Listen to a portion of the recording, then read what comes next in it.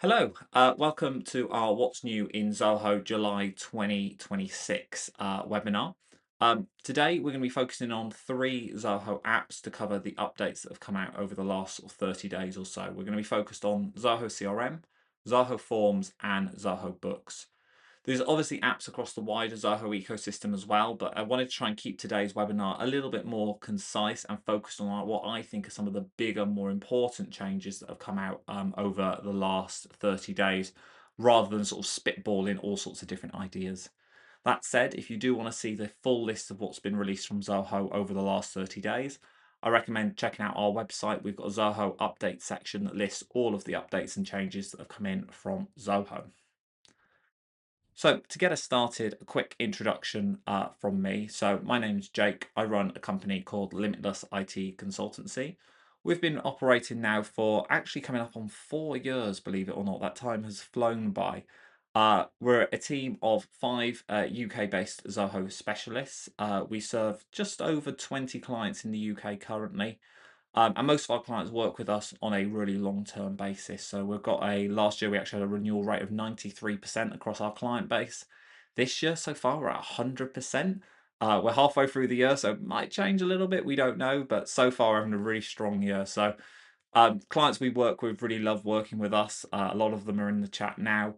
And because continue working with us year on year. And the way that looks is when we start working with a client, we start normally with a process review to get to know them. And then we kind of become their outsourced Zoho consultancy, their outsourced Zoho team. So whenever they need something new, they're working on a new initiative, they want a new report, whatever it might be, they come to us, we get it built to them, and we get it back to them. And obviously, our results speak for themselves. But that's enough about me. Let's get into the Zoho updates. So as discussed today, we're going to start with CRM. Everybody generally already has CRM, so it's a good one to start with. We're going to talk about Zoho Forms, and if you're not using Forms, there's a really big new feature around form tracking this month that I'm keen to show off. So if you don't know what Zoho Forms is or not used it, stick around for that because it's a really big deal. And then finally, Zoho Books. I don't often talk about Zoho Books, but actually most of our clients use Zoho Books for finance. And there's a really good update in there for approval processes in particular that I'm keen to show off as well. Finally, we'll have time for a Q&A, so any questions, just send them through. I'll try and keep an eye on the chat and the Q&A in the meantime as well. So if anybody has any questions, please do pop them in. So let's get straight on with it. So we'll start with the CRM. Now, we've got two updates I want to show you today, and then two updates that have been announced but aren't yet available in the UK. But I want to talk about them anyway because they'll be coming really shortly. So starting with what's been announced. So the first new thing is being able to choose your sync history duration in the CRM. So if I slide across here into our test system, you can see I've got my Zoho CRM here. Now, if you've not already done this, the first thing you should do in your Zoho is connect your emails. The reason you should do that is it means when you go into a lead, a contact, or account, whoever it might be, what you'll see is when I open this up. Oh, you can't see my screen. Oh no, let me share my screen. That would help, wouldn't it? I'm showing you all these nice slides and you can't see them. Let me share my screen. Thank you guys. Appreciate you. Good thing we've got the chat. Hopefully you can now see my screen. Yeah, hopefully. Want to give me a thumbs up or something? That would be ideal. Yes. Okay, right. Let's get off to a slightly better start. Thank you, guys. Okay, so you find me in our test system here, and I'm looking at our leads, but this is the same across contacts and deals, etc. Now, if I go into one of these, if I go into, say, a lead, for example, you'll see, we can see you, not the slides, can't see the screen. See yourself, not the CRM. Oh no, we're having all sorts of screen sharing issues here, aren't we? Let's try that again. Okay, let's try that. Can you now see the Zoho CRM? Yes, okay, we're off to a better start. Third time lucky, thankfully. Oh, you would have thought it's the first time I was doing one of these, but it inevitably is going to happen. Okay, so let's get ourselves back on track. You finally find me in the test system for Zoho CRM. Now, all of the data in here is fake data, so don't worry about the fact that anything's being shared here. It's all completely fake generated. Now, if I go into one of my leads, if I go into Tommy here, you will see within the CRM, I've got this email section, and currently that's empty. The reason that's empty is one, because I might not have spoken to Tommy, but two, I've not connected my emails to the CRM. What that means is all that amazing conversation that may be living in my email inbox doesn't show here, which means if I look at Tommy, I don't see any of that history. But more importantly, it means if somebody else on the team looks at Tommy, he's not seeing that either. So it's a really important thing to make sure you've got that email sync set up. So to set up your email sync, you want to go into the top right into setup in the CRM, then channels and then email. And then you want to go into email again. Confusingly, you've got to click email twice. Once you're here, you can then hit get started and you'll choose what email service you're going to connect. Now, in our test system, we actually use Zoho Mail, but I know most of our clients use Office 365. So when you select that, what you'll get is the first thing you'll get is choose your protocol. Just leave this as it is. IMAP is great, don't change it. The second thing you'll see is how far back do you want to sync emails. Now, up until now, it would always sync emails for all time. The problem with that is sometimes you might have emails from 6 years ago that are just not relevant. Maybe the business has changed quite a lot. But the other issue is that sync would take a really, really long time, because if your business has been operating for a long time, if you suddenly try and sync 10 years worth of emails, that sync is going to take a while. Now you can come in and actually choose a start date. So if I say last 2 years, I can select that. I can then hit configure. And what it will at that point ask me to do is log in with my Microsoft account. It'll step me through that process and the sync will then begin. Once the sync has begun, back on this screen, you'll actually see then a sync status and you'll see the sync is in progress. Once that sync is completed, you'll then be able to go into any leads or contacts and you'll be able to see any emails between you and that lead or that contact directly within the CRM. This is a really, really useful tool, as I say, particularly as the team grows, because it means if one salesperson has a conversation, another salesperson is able to go in and see that all in one place. It's also helpful if somebody's off sick or anything like that, because someone else is able to go into the CRM and see that conversation. You're able to understand where you're at. You can also, from an account level, if you've got multiple contacts, you can see those emails roll up to an account level as well. So from the account, you can see all of the emails to and from the contact. So that's a really useful little tool there as well. So if you're doing account management, be able to see exactly what's happened from an account's point of view. Now slide back to my nice slides now that nobody's seen so far, because I forgot to share the screen. The next thing on our list is the improved importing in Zoho CRM.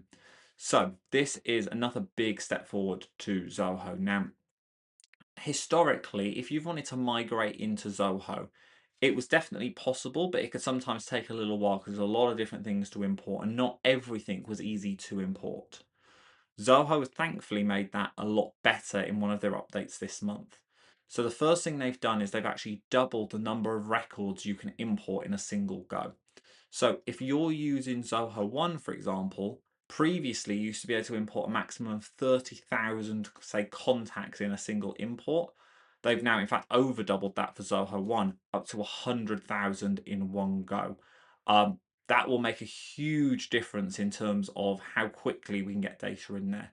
It's particularly useful for importing things like, or migrating from other systems where you might have a huge history of data that needs to be moved in one go. They've also increased the speed of importing. Again, that's been a huge benefit for me. In the last week, we did a system migration for a client from one system into Zoho. And that speed actually was a huge improvement. We've been able to get that data transfer done. The next big thing they've done is added import functionality to the inventory modules. So this is quotes, invoices, sales orders, and purchase orders in the CRM. So if I go back into our test system here and I scroll down, you'll see I have my quotes here. Previously, there was no way to import quotes or sales orders, purchase orders, etc. into Zoho. So that meant if you wanted to use the quoting functionality, you either had to start from scratch or you had to manually import that data into CRM. Thankfully, from quotes, you can now go in next to create quotes and you can now go into import quotes.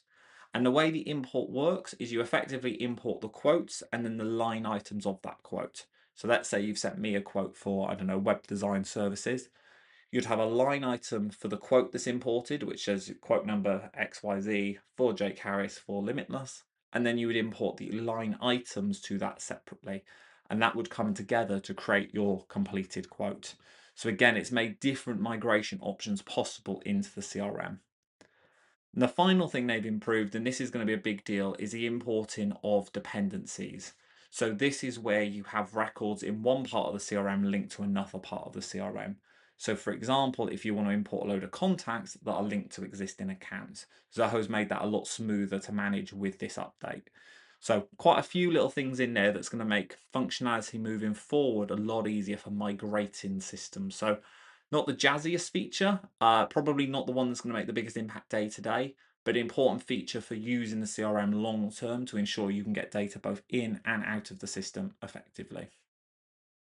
Just before I go on to two of the announced features that are actually a little bit more exciting, Phil, I can see you've got a question in here as well. Is there the ability to filter? Is there a filter capability for email? My MD may not want all of his mail migrated if there's been strategic messaging. Good question. So when you set up the email sync, there's two ways to do email sync to the CRM. Option one is you sync the inbox, in which case it'll bring everything across from your inbox into Zoho, provided there is a lead or a contact with that email address. So for example, if you've got emails back and forth with an accountant, provided that accountant doesn't exist in the CRM, they'll never come through. The other way you can do it is you can, for select people, have them just share specific emails into the CRM. Sometimes for a managing director, that might be a better fit because very few of their emails may be sales related. So it might just be the odd sales email they want to basically forward into the CRM. The middle ground option is to use Zoho CRM's email sync and add excluded domains. So excluded domains allow you to say, okay, I'm going to sync all of my emails, but any emails to any of these domains, so that might be your own work domain, it might be your accountant's domain, your solicitor's domain, never sync those emails. Even if a contact is created or a lead is created with that email, you cannot sync it because that domain is blocked from syncing. That's how I would manage that email. So it depends on the specific use case, but one of those three options would probably be the best fit there. Okay, so going back into our slides here. So we've got a criteria-based cadence follow-up. So this is a feature I'm really excited about. So how many of you know about cadences in the CRM very quickly? If you want to give me some thumbs up or thumbs down to tell me whether you know about cadences. See if anything comes through. Oh, I'm not seeing very much. I'm assuming cadences might be no. I can see thumbs up from one person at the very least. Okay, so I'm getting some thumbs down. That's fine. So cadences are a way of creating email sequences directly in the CRM. So let's say a new lead comes into the CRM. You automatically want an email to be sent to that lead. Then based on if they reply to that email, you either want to send one follow-up or a different follow-up. So effectively, it's a way of building a sequence of emails and tasks within the CRM.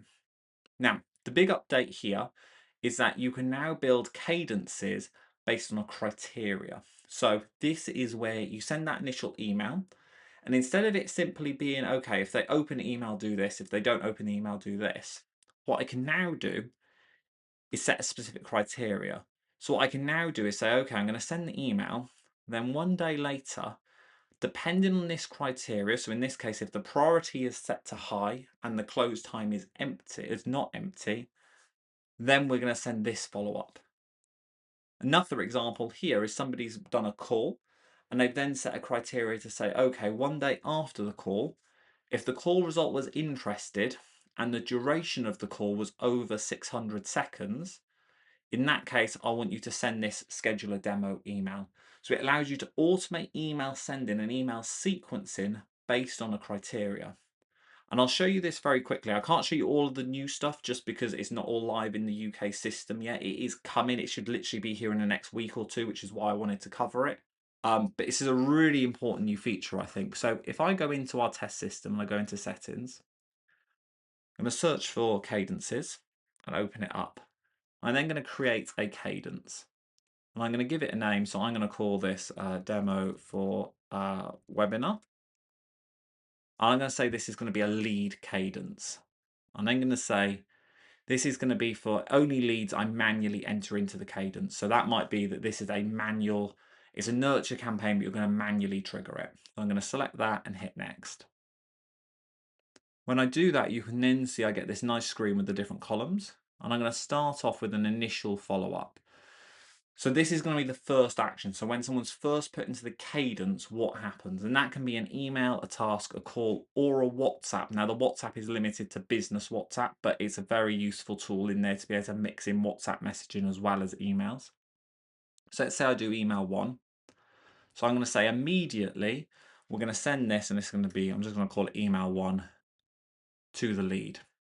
Hit save and associate. Oh, I just need to select my template. So I've already got a template in here called email 1. Hit save. What I can now do is choose what happens after email 1. So after email 1, I can say I'm going to send another email.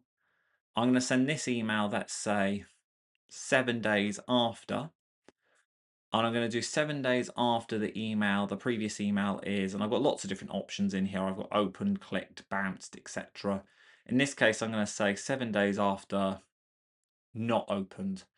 So that'll be, I've sent the first email, 7 days later, if they've not opened it, I'm going to send a different email. So I'm going to call this email 2. I'm going to send it to the lead, and I'm going to choose my template. I'm going to send that to, send the email to.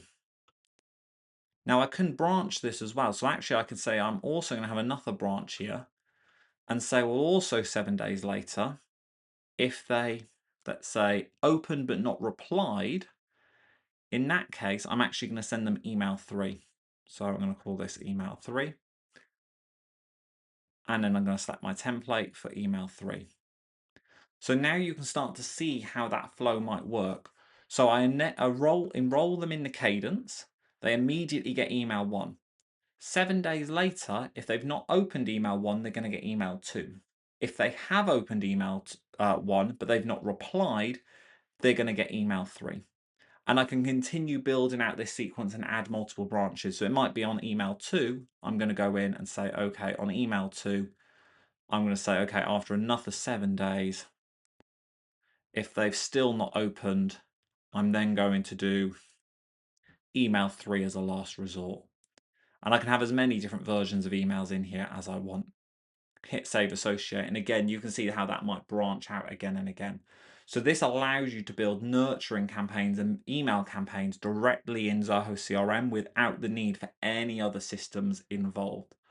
The benefit of this is all tracked within Zoho. They're really easy to build, and actually you can make them quite quickly because you're not having to worry about setting up different segments and things like that. You can just build them directly in the CRM.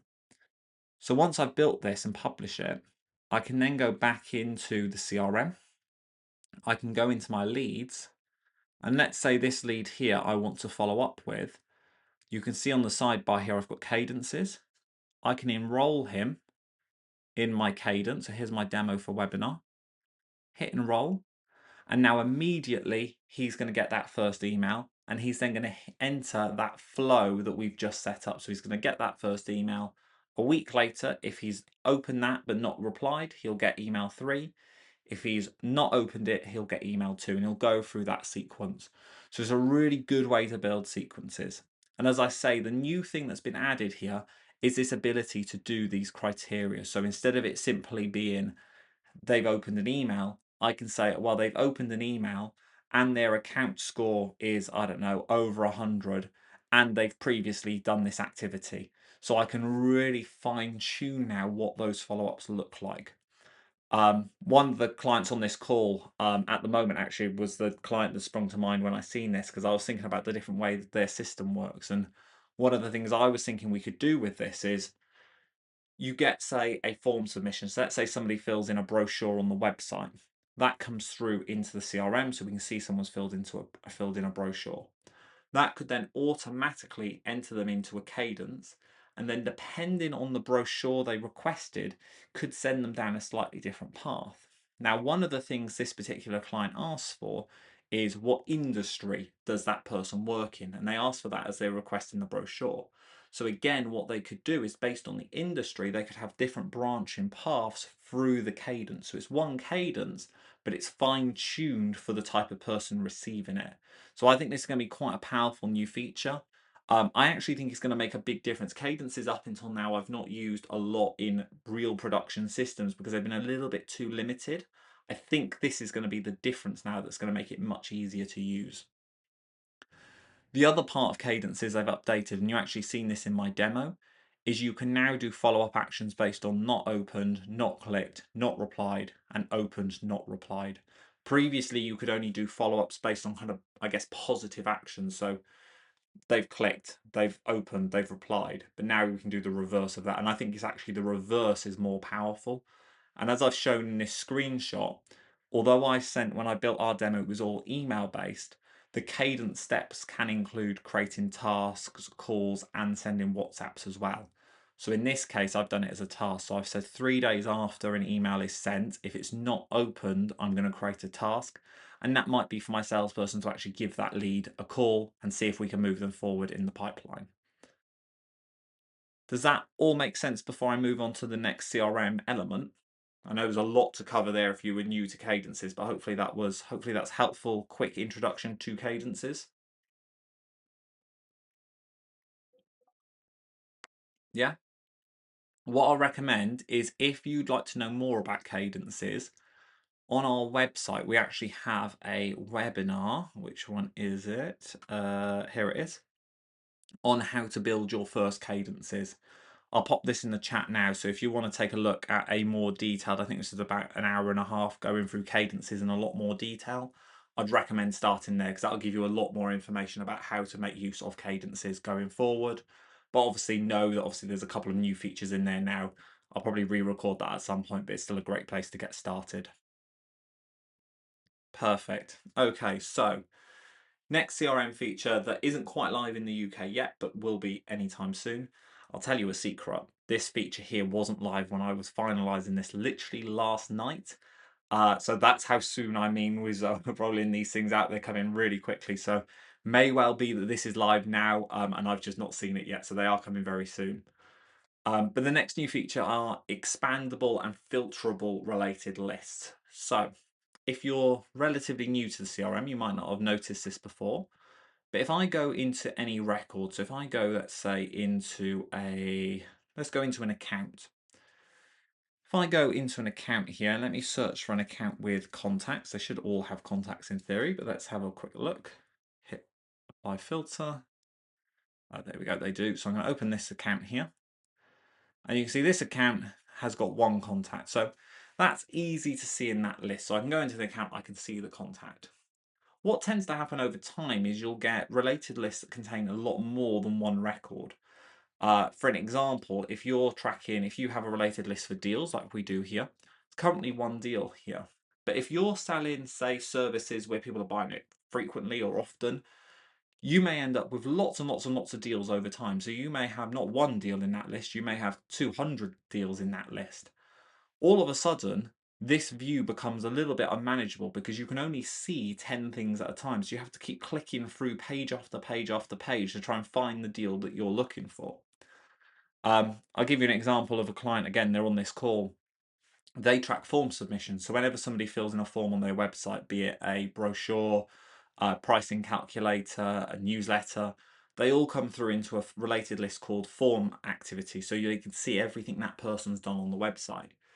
Now, because of the long sales nature of that client's business, over, say, 3 years, they might be tens, hundreds even of form activities of all these different things a person's done on the website. This happens in our own CRM. People register for webinars. Over time, people register for more and more webinars, and that list becomes longer and longer. It becomes impossible to actually see the data that you want to see. So what this new update does is it adds a new expand related list button, as you can see here on the screen. And that will actually open up a full page. So you'll be able to see, in this case, I'm looking at John Williams and I've clicked the expand. So it's brought a full page of John Williams deals up. So instead of seeing 10 at a time, in this case, you can see I can see 100 at a time. So it makes it much easier to see all that detail. What's more, you can then filter that. So if you've then got lots and lots and lots and lots and lots of different deals all related to the one person, you can filter it down just to see the ones you're interested in. So again, I think this is going to be a really useful tool, particularly for those businesses that have lots of deals in particular, but to be able to narrow down that data to see exactly what they want to see. And I think that covers it for the CRM today. I think the CRM for me, the most exciting update this month is that cadence bit we just spoke about. There's more coming. I've seen some previews of stuff coming in the next month or two that I think is going to be really exciting. But I always want to cover CRM, even if there's not as much in CRM, because I know it's the thing that people use most frequently. So it's always important to cover. So just a quick pause for a moment before we get into the rest of the updates.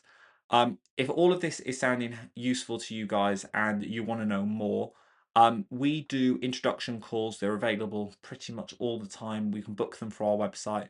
It's normally about 30 minutes, and most of the time it's more of a chat around how you're currently using Zoho and how you could potentially get more out of it. It's not so much a sales call as it is a get to know you call. So if you're sort of questioning in your mind whether or not you're getting the most from Zoho, I'd recommend booking one of these 30-minute calls, and we'll be able to talk you through and see if there's some quick wins that we can help you uncover. I'll give you an example. We had a sales call or an introduction call in the last week. Client came to us. They were paying for CRM Plus, the Zoho CRM Plus package. Turns out for the particular business, they could have switched to Zoho One.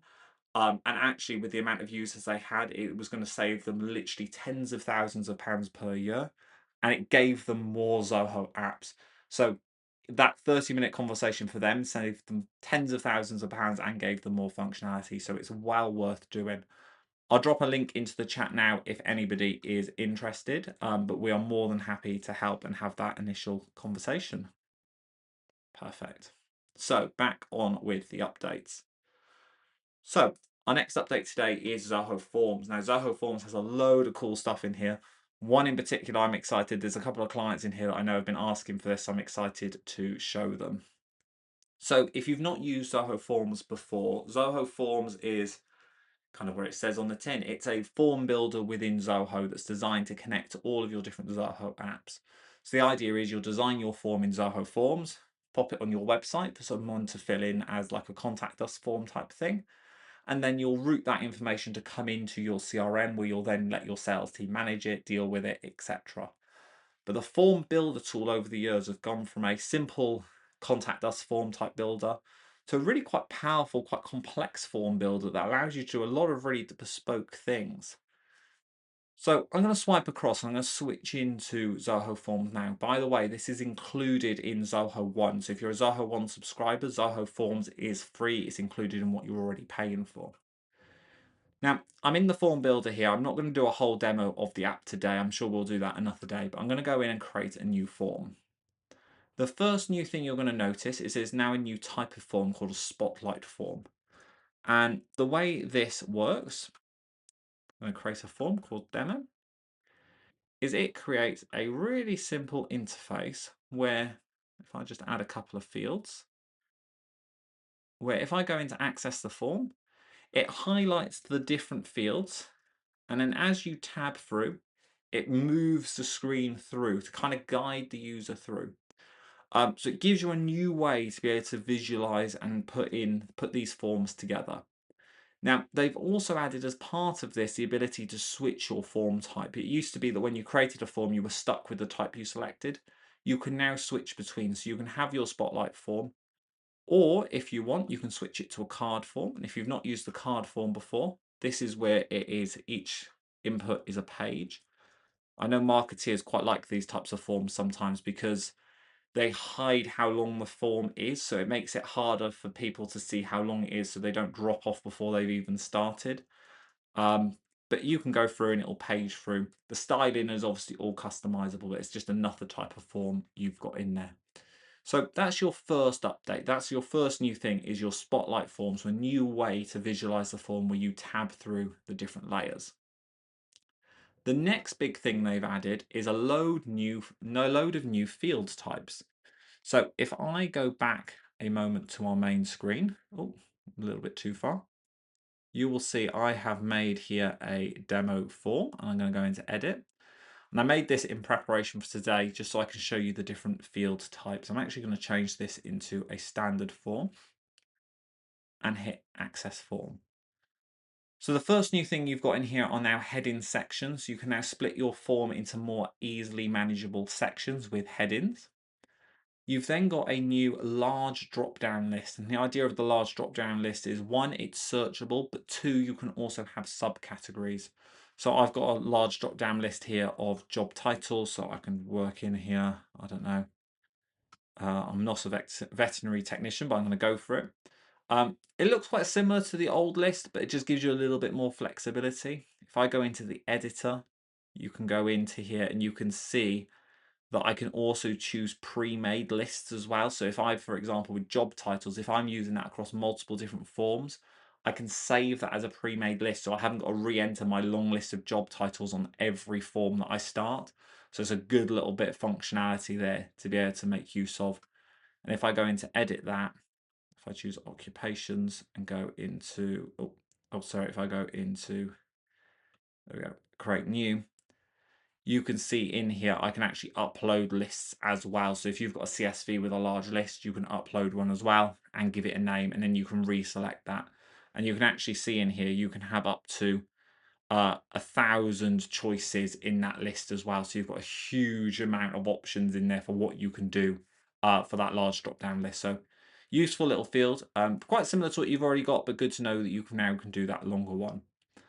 The next thing you've got then is a new image slider. So if you want to be able to display like a carousel of images within your forms, you can do that as well. So I've just uploaded some Zoho logos in here. Again, if I edit this, you can change how that looks. So you can have all sorts of different versions in there as well.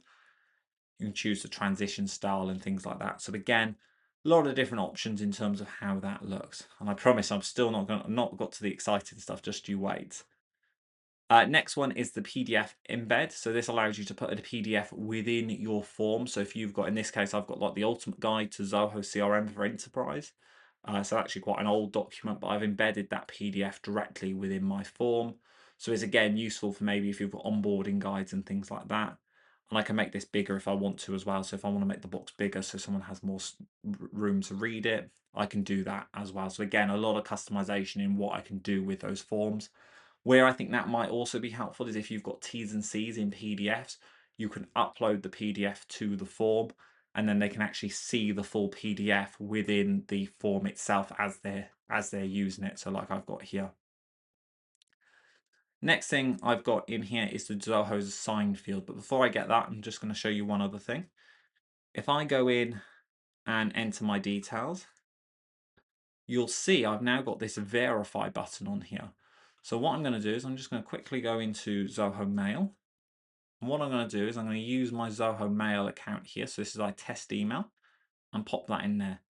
Now, before submitting the form, if I try and hit submit, it's going to tell me my email isn't verified. So I now need to hit verify. And in this case, I've asked it to do a verification code. So they have to put in they have to do the test here to make sure they're not a robot. I'm hoping I'm going to get this right as I'm sharing my screen. Oh, I didn't get it right. Let's try again. 62 RJ. Need to focus on this. There we go. What that's going to do is now send an email to the user's email address where they then have to put in the code to submit the form. So if you want to be able to verify people's emails, this is a great way to do it. And you can actually do that on SMS as well. So if you ask someone to enter a phone number, you can also have it text them a code they have to fill in.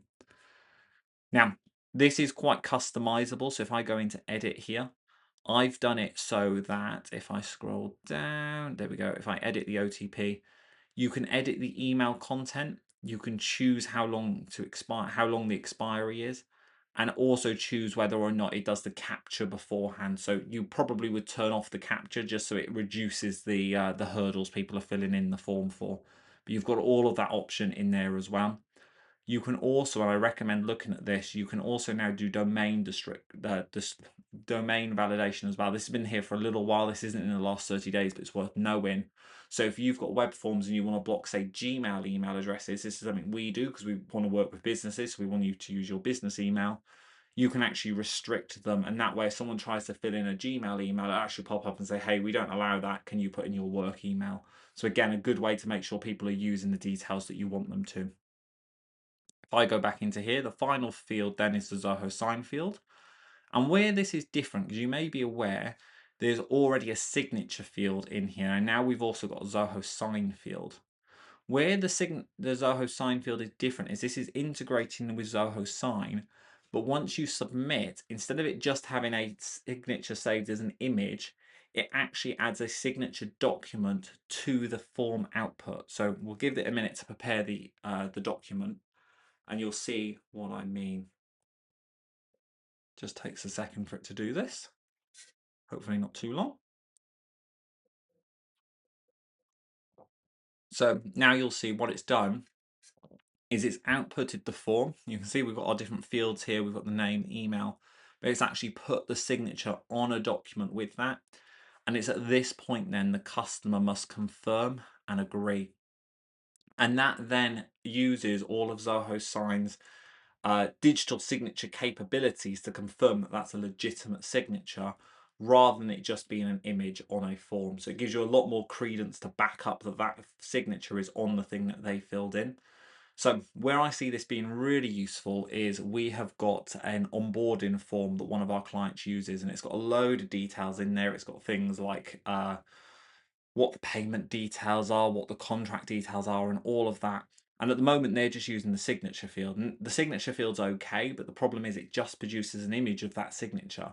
And it's hard then when you're justifying back, well, no, you sign this off, when all you've got is an image. What this now gives is a PDF output with a signature on.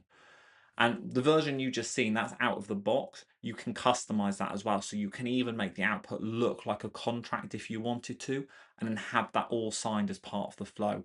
I think I'm going to be using this a lot with sales teams in particular, where there's big contracts to get signed as part of the sales process, because I think it'll really streamline that route without you having to have a form and then a separate sign-in stage. It can all be built into one. Now, the next thing on our list is the big one, the form analytics. So people have been asking me for this for a long, long time. I can see some of my clients are on the call. They are 100% going to want this. I guarantee it. So within Zoho Forms, if I go down the sidebar, you'll now see I have this analytics tab. And what this analytics tab gives us is gold dust in terms of information. So Zoho Forms can now track the number of times the form has been started, the number of times it's been viewed, and the number of times it's been submitted to give you a conversion rate for that form. What that means is if a form is embedded on a website, and let's say that website gets, I don't know, 100 visits a day, but it only gets 10 form fills, directly from the form, you can now see, well, your conversion rate is 10%, because 100 people have seen that form, but only 10% have actually completed it.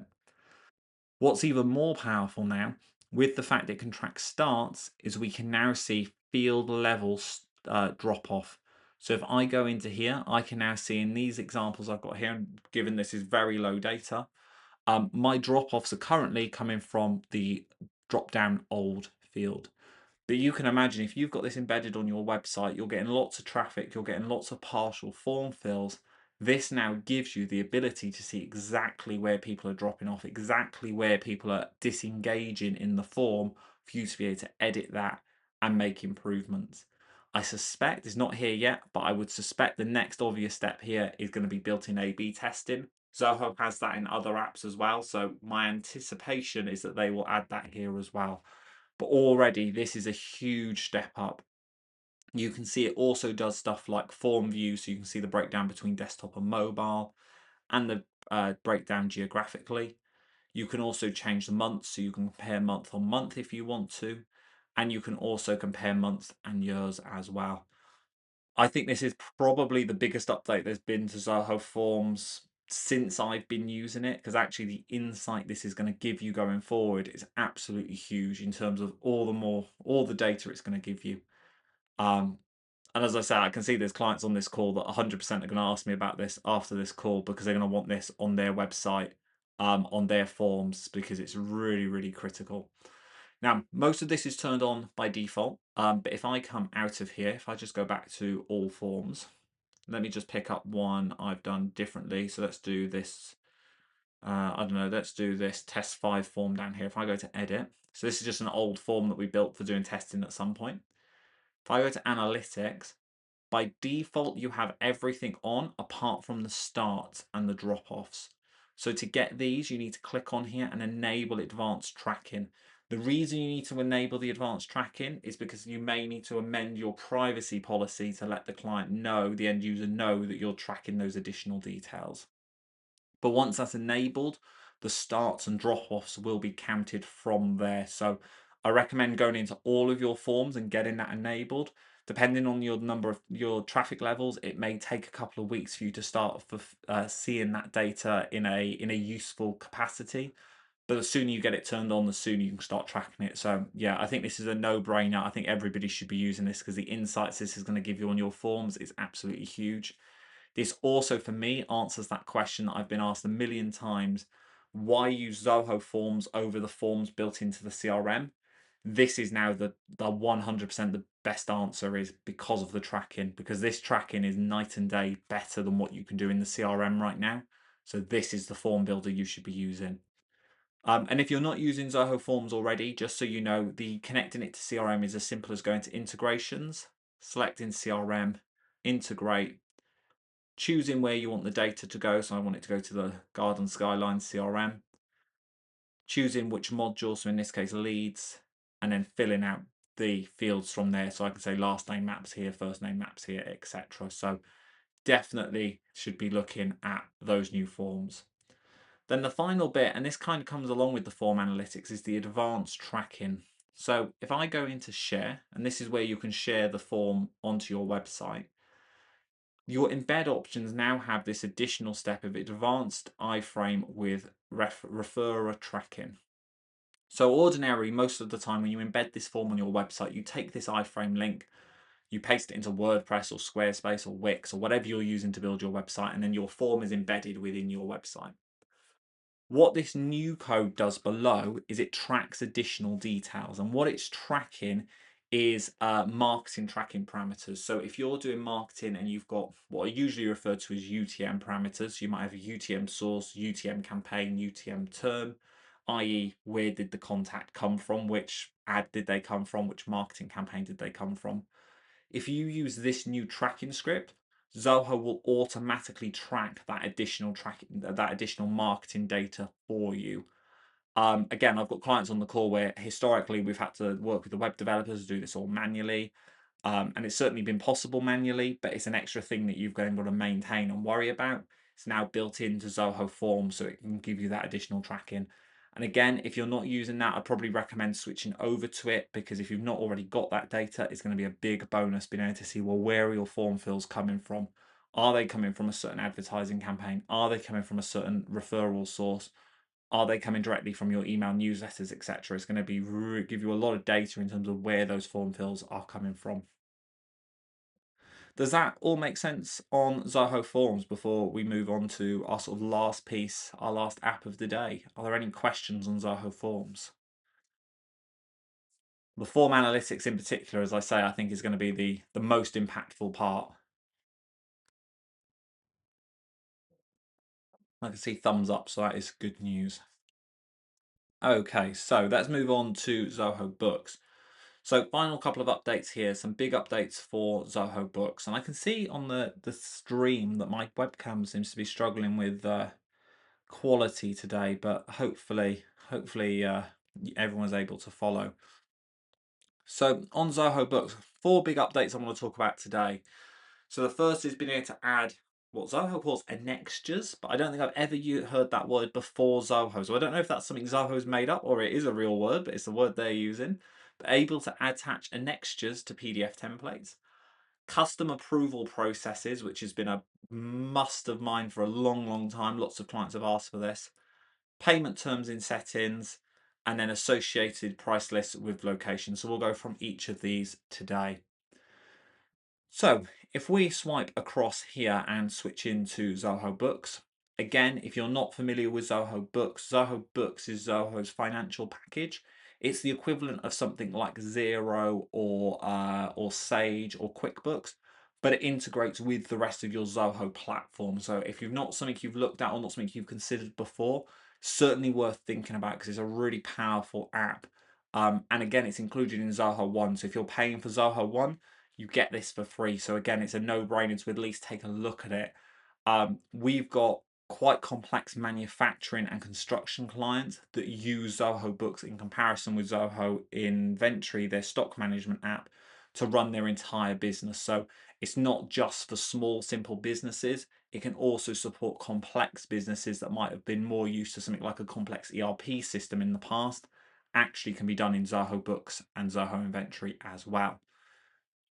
But anyway, we'll get straight into Zoho Books. So the first thing we're going to look at are the annexures. So I've got a load of fake things in here. So I'm going to go in and open up my fake invoice here.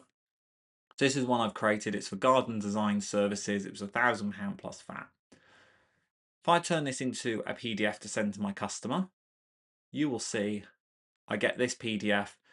This is just out of the box, by the way. I've not done any branding, but obviously if you wanted to use Zoho Books, you can brand this to look how you want it to. But currently, we've just got these long T's and C's in here that are not very easy to use. And I'll show you how that's edited. If I go into settings and I go into my templates, PDF templates, and I go into invoices and go to edit. If I show you this, you'll probably laugh because of the craziness of this. If I go into other details, annexure, and you'll see update annexure content.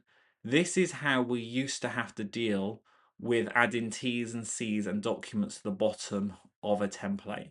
You had this tiny, tiny, tiny window with next to no formatting control whatsoever. I'll be honest, it was an absolute nightmare. This here is actually, you can see this, I've done this for one of our clients. They've got testimonials on their website. They'll be happy for me to share this for a client called Raft. Now, this is their invoice T's and C's. Their quoting T's and C's are even longer. They're actually multiple pages. And it would take hours to input it in here and get it all lined up and splitting over pages correctly. It was a nightmare. Now, though, thankfully, I can clear all of that because what I can now do is in the annexure, I can actually just give it a PDF. And I just literally found the PDF online. I typed in T's and C's and it gave me this PDF here. And I can now use a PDF and hit save. And what that does is now when I go back into my invoice and go into PDF, now if I scroll down, you will see I now just have that whole PDF just attached to the end. By the way, I don't know why the first thing that came up was the Civil Nuclear Constabulary. I didn't even know that was a thing, but I've now got a document of their terms and services. But the point is, you can now just upload that PDF. So any businesses with complex T's and C's and complex additions they need to have to whether it's quotes, invoices, purchase orders, etc., we can now do that all in just a Word document or a Google Sheet, save it as a PDF, and just attach it. And then it's automatically appended to every transaction that goes out from the system. So it means you don't have to worry about your sales team or your finance team remembering to attach the T's and C's. It's just on the invoice. So definitely something that's going to make life a lot easier for those businesses that need this kind of functionality. So it's certainly worth taking a look at. The next thing on my list are approval processes. So another place where Zoho Books is a little bit limited in the past is, let's say I had a purchase order and I wanted to set it so any purchase orders over a certain value had an approval process. If I go into purchase orders and then go into approvals, all I used to have was either no approval, simple approval, or multi-level approval. And no approval does what it says. Simple approval and multi-level approval, what they did is basically say every single purchase order is going to go to approval either to one person or in the case of multi-level to one person and then whoever is the next level. Every single purchase order. The problem is most businesses, especially businesses that have grown, might have lots and lots and lots of purchases that are going out. And most of them might be for almost no money. They might be odd little things here and there that you don't need an approval process for. But there was no built-in way to manage that. We actually had workarounds where we build custom functions and custom validations, and it solved the problem, but it wasn't ideal because we were having to build it custom. Now we can do really simply, we can create custom approval processes. So I can now go in and say create custom approval. And I'm going to call this a PO over £1,000. And I can now go in and say, okay, if the purchase order, let's have a look for the total of the purchase order is over £1,000, I can now say that's now going to either go to a specific person for approval. I can auto approve or auto reject. What I'm going to do is say, okay, any purchase orders over £1,000 are going to go to Kirsty for approval. So if I hit save there, if I now go back into another tab, just for simplicity, and open up Zoho Books, if I now go and create a purchase order, hit new, choose an example. I've just got to test one in here. So they're buying a big lorry for £2,000. Is there anything else I need to fill in here? I think I've got it all. Save as draft. You can now see I've got to submit that for approval because it's over my threshold. And when I submit it, that's now going to go straight to Kirsty to be approved. So I can't do anything else now. I can't send that out. I can't move it forward. I can't convert it to a bill because I've not hit it's not been approved yet. What's really clever though is you can combine approval process rules. So I've got one here for anything over £1,000. But let's say I also want to have another one. So let's say under £1,000 and I don't know, marketing. I could now go in here and I can say, okay, if the total is less than £1,000, testing my math skills here with my signs, and I can go in here and pull any other field from my purchase order. But I can also do stuff like if any of the line items accounts is, and then I'm going to go into marketing, and this is I think where it's really intelligent. So I'm going to say if any of the accounts include marketing and advertising. So even if not all the lines contain marketing and advertising, if just one contains marketing and advertising, I'm again going to say that has to go to Kirsty for approval. And then in this case, I'm going to say it also has to go to me for approval. So I'm going to hit save. And I've now got both of those rules. If I now go back into purchase orders and I hit create purchase order, choose another one. And let's say this time I'm going to do I don't know, let's say I've got we'll stick with big lorry, but we'll put that under marketing. I think it was this one here. And I'll say that's £120. And I'll also say we've got a bin item. Ignore the names here, they're all just where we do various tests. And I'm going to say that is an inventory asset. That's great. Save as draft. Oh, I've got to select the VAT treatment. Let me do that. So there, UK. Hit save. Now, again, you can see I've got to submit that for approval. And in fact, what I might just do is I might change this just so we can see the difference. I'm actually going to take Kirsty out of there and say it goes to me for approval. And I'm going to submit for approval, hit yes. And you'll see this time it comes to me for approval. And I can actually then go in there and I can approve it or reject it myself, which is good. But you can see now we've got those two different rules that run in parallel. So it's going to give us far more control over how we can do those approval processes in future.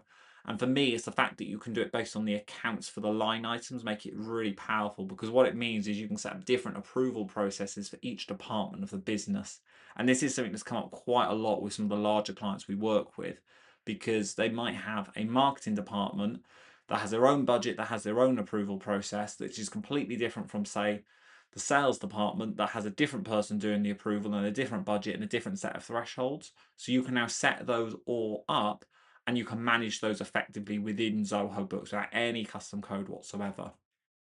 Another example we've just done in here is if I go back into, this time into bills, we've set up a custom approval process to say, okay, if a bill gets created and it has no PO number and it's over £1,000, that must then go for approval. If it's got a purchase order number, that's fine, because if it's got a purchase order number, that means we've previously approved it, we've already committed to that expense, that's absolutely fine. So again, it allows us to be a bit more flexible with these approval processes. It used to be, literally just a year ago, that if you turned on approval processes for bills, it was also on for purchase orders, because effectively the whole of purchasing and the whole of sales were treated as just two things. You either had a sales approval processes or a purchases approval process. Now you can do it per module as well. So again, a lot more functionality there. So I recommend taking a look at this, because I think a lot of businesses will benefit from these more complex approval processes. The next thing on our list are payment terms in settings and associated price lists. So if we go back into settings, you'll now see a new tab in here for payment terms. This gives you now a centralized place to manage the payment terms used within your system. What's nice is this now makes it easy to deactivate payment terms. So if you no longer want to offer net 15 and net 30, you can mark as inactive. You can also create new payment terms from here as well. And you can set your default in here as well. This was all possible before, but it was kind of hidden within a submenu of a submenu. So this just makes it nice and easy for you to be able to do that going forward. The final thing is our associated price lists. So price lists are a way for you to be able to mark up or down individual items, sales or purchase prices, and apply that as a default for either customers or vendors. But you can now also do that if you have locations set up. So locations might be you operate a couple of different branches with different warehouses for etc. And depending on the branch, you offer different sales prices and different purchase prices. You can now go into that and you can then go in and you can set your price list. And that will then apply for any transactions created from that location. This is particularly helpful, let's say if you have maybe, I don't know, a branch in London and a branch in Manchester, and you've got two different prices depending on what branch they're paying for. You can set up your two locations and you can apply your prices for those two different locations, and then automatically any transactions for Manchester will have the Manchester pricing, any transactions for London will have the London pricing. So again, another nice convenient little upgrade to Zoho Books. And that's it for today. That's our quick run through of all of the updates coming to Zoho across CRM, Forms and Books. I think there's some really helpful things in there. I actually think Forms and Books are the more exciting updates this month than CRM, although that Cadences feature is a really great one to start using. Does anybody have any questions before we wrap up? I can see Phil has got a question in here. So, interest in RE advanced iframes. Just subscribe to Forms today as the free version was very basic. So we'll go on and get it in a few months' time. Yeah, so Zoho Forms is a really good tool. Obviously, the depending on the subscription will depend on the functionality you've got. Everything I've just shown today has been in Zoho One, so that gives you everything, but you can subscribe to it standalone. And actually, I think the pricing for Zoho Forms is pretty relatively low for what it offers, particularly around the tracking. I don't know if they would have updated the pricing page yet. But yeah, you can see at most it's £75 per month, but that's absolutely everything. Chances are you might not need everything, but to be honest, if you're looking at the more higher end, chances are Zoho One might be a good way to look anyway. Just running through some other questions. Will the recording be available as I'd like to review books? Absolutely. I will put the recording online. It'll probably be tomorrow morning. It just takes a couple of hours to process, edit, and upload and things like that. So it'll probably be up tomorrow morning, but I will send an email around to everybody so that they know that that's up there. Obviously, any specific questions as well, I'm more than happy to answer. See, we've got a question from Caroline. Do you advise IMAP or POP for email sync, as there's a difference on displaying the emails in CRM in my experience? Okay, so we're getting a little bit into the weeds of how email works. IMAP and POP, in the simplest terms, POP is a way of Zoho effectively copying the emails from your email server into Zoho. IMAP is a way of it effectively dynamically showing the emails from Zoho, from your mailbox into Zoho. POP takes up your Zoho storage. IMAP doesn't, because IMAP isn't storing the emails itself. It's just showing you a copy of them, a representation of them. I generally default to IMAP. The only exception is if someone leaves the business and their email is shut down. Obviously, IMAP will stop working because the email inbox no longer exists. That said, within CRM, if somebody is leaving, there is actually an email backup function. So even with IMAP, you can select to back up their emails and it will be copied into CRM. But that's primarily intended for if people are leaving the business, but you want to keep their emails in Zoho, is using that backup function. But generally, I'll default to IMAP. Some of this will depend by your company's IT policy. Some companies might have certain things locked down for security reasons. So some of it might be dictated by that as well. So a little bit of a vague answer, but hopefully that kind of points you in the right direction. Any other questions? No, it looks like everybody is happy. Okay, so I will get the recording uploaded onto the website this evening, ready for tomorrow. If anybody has any questions or would like to follow up on anything, just let me know. And if you would like to book an introduction call so we can talk through the specifics of how any of these new features might work in your Zoho, you can see the QR code on screen now, or again, I'll drop the link into the chat. Otherwise, I hope everybody has a good rest of their day, and I will speak to you all in the next webinar. Thank you, everybody. Have a good evening. Bye. Bye.